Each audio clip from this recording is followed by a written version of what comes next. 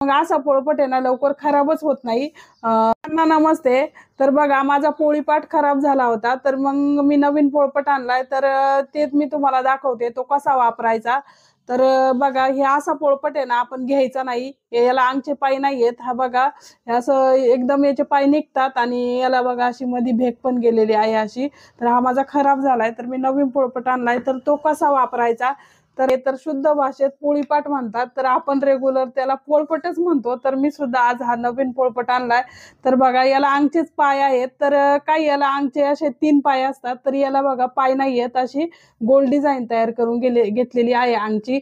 तर मग असा पोळपट आहे ना लवकर खराबच होत नाही, छान राहतो। तर बघा असा पोळपट नक्की घ्यायचा।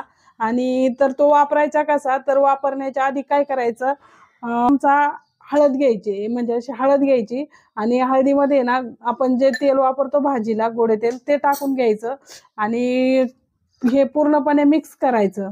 आणि पोळपटाला आहे ना आतून बाहेरून सर्व बाजूने चोळून घ्यायचं। तर का चोळायचं, तर पोळपट आपण आणला आणि लगेच धुतला तर खराब होतो तो पाणी लगेच हे केल्यावर। तर काय करायचं, हे असं मिश्रण तयार करून घ्यायचं हळद आणि तेलाचं।